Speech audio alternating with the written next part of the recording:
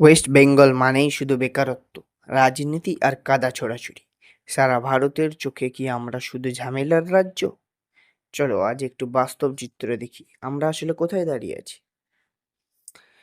ইতিহাসের গর্ব, ভারতের স্বাধীনতা সংগ্রামে সবচেয়ে এগিয়ে থাকা রাজ্য ওয়েস্ট বেঙ্গল। নেতাজি, রবীন্দ্রনাথ, বিবেকানন্দ, ক্ষুদিরাম, নাম নিতে গেলে তালিকা শেষ হবে না। বাংলা একসময় ভারতের বুদ্ধির রাজধানী ছিল, the intellectual capital of India. বর্তমান চিত্র, হ্যাঁ সমস্যা আছে, কিন্তু তবু কি শুধু কি বাংলায়?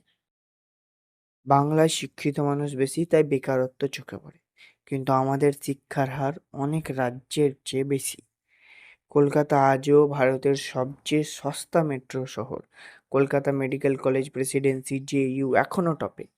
এআই, আইটি, সায়েন্স এসবে বাঙালি আজও কাজ করছে, শুধু ক্যামেরার সামনে নয় বলে চোখে পড়ে না।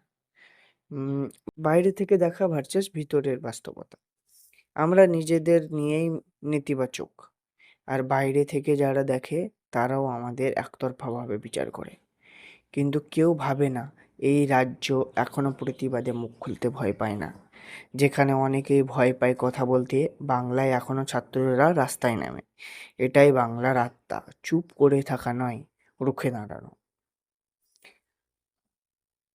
আমরা ভারতবর্ষের গর্ব, শুধু আমাদের জানানো দরকার সত্যিটা। তাই বাংলাকে ছোট না করে চলো সবাই মিলে গড়ি এক উন্নত আগামী।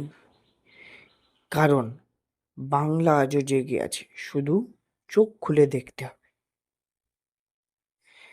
ভিডিও ভালো লেগে থাকলে একটা লাইক দাও, কমেন্ট করে বলো তুমি কি ভাবো বাংলাকে নিয়ে, আর চ্যানেলটি সাবস্ক্রাইব করতে ভুলো না।